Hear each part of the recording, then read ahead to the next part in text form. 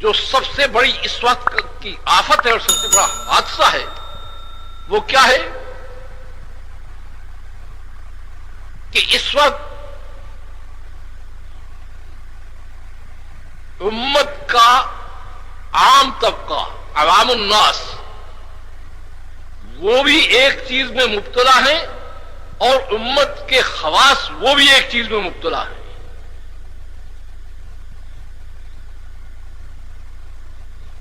کہ جب مسئلہ آتا ہے،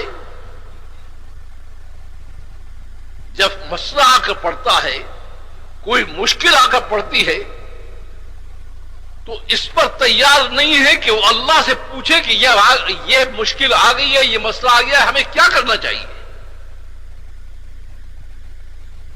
اللہ کی طرف رجوع کے لیے تیار نہیں ہے۔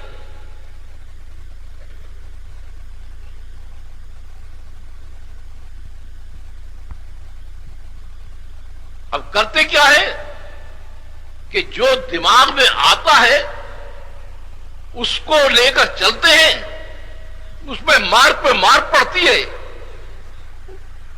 پھر پریشان ہوتے ہیں کہ کیا ہو گیا۔ یہ انسان کا عجیب مزاج ہے۔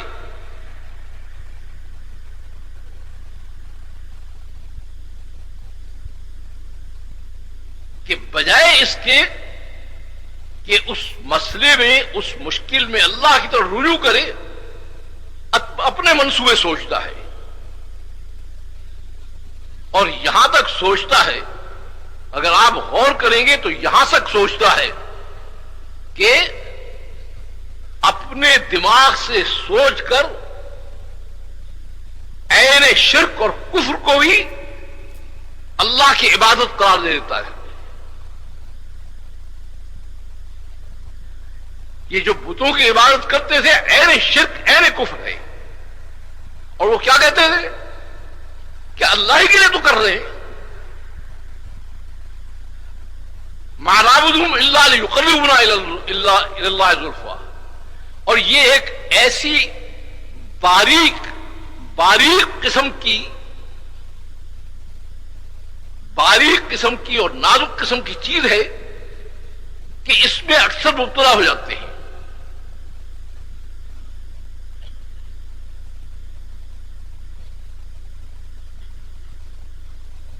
اب کیا کہتے ہیں، یعنی بالکل اللہ سے پوچھتے کہ یہ چیزیں اس میں ہمیں کیا کرنا چاہیے، بلکہ ایک چیز کو شروع کریں گے اور کیا کہیں گے، یوں کہ یہ دینی کے لیے تو کر رہے ہیں، اللہ ہی کے لیے تو کر رہے ہیں۔ بھائی دین کے لیے کرنا، اللہ کے لیے کرنا،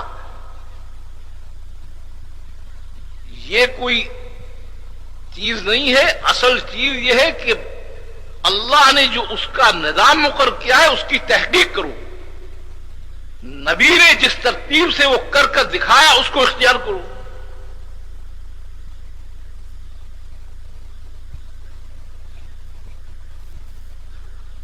آپ نے دیکھا کہ کفار جو ہے وہ ہڑتالیں کرتے ہیں، جلوس نکالتے ہیں، بالکل اس کی تحقیق نہیں کی کہ تمہارے نبی نے بھی کبھی جلوس نکالے، ہڑتالیں کی۔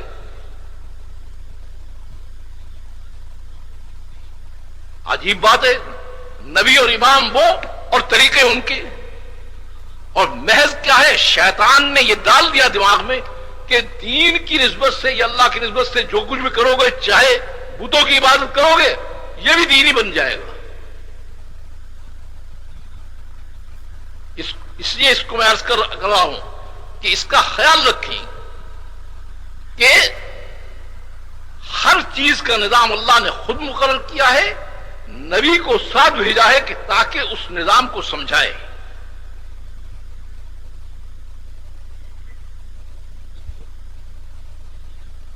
دین کیسے پبلک میں آتا ہے، دینی امتیں کیسے تیار ہوتی ہیں،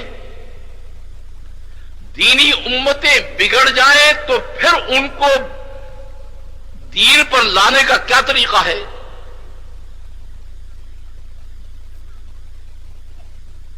تعلیمات الہیہ میں سارا اس کا نظام موجود ہے۔ انبیاء علیہ السلام دونوں قسم کے بھیجے گئے ہیں، کفار کے پاس بھی بھیجے گئے ہیں اور بگڑے ہوئے مسلمانوں کے پاس بھی بھیجے گئے ہیں. بھیجا دونوں کو دعوتی نظام کے ساتھ ہے.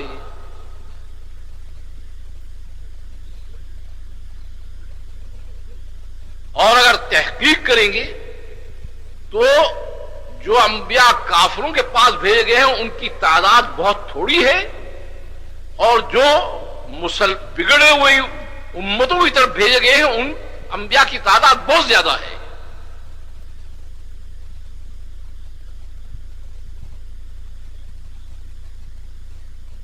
اب ان کا ایک نظام ہے کہ ان میں اس طرح سے محنت کرو، اس طرح سے محنت کرو.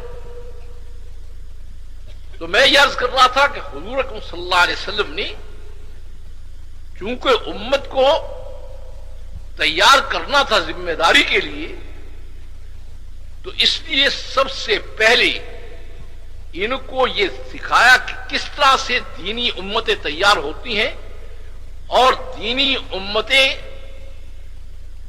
امتیں کس محنت سے بنتی ہیں، ان کی کیا ترتیب ہے، وہ ساری چیز ان کو بتائی.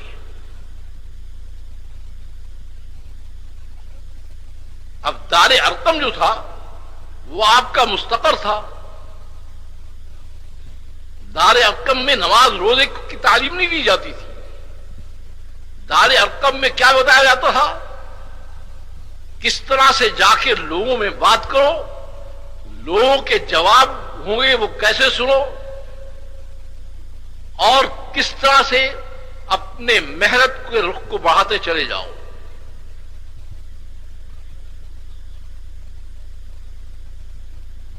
مار کھا کے پھر دار ارقم میں آ جاتے تھے.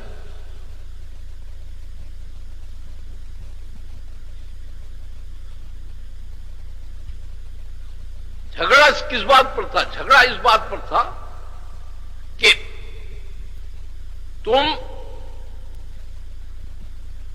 جس نظام زندگی کو لانا چاہتے ہو یہ ہمارے آباء و اجداد کے طریقے کے اور رواج کے خلاف ہے.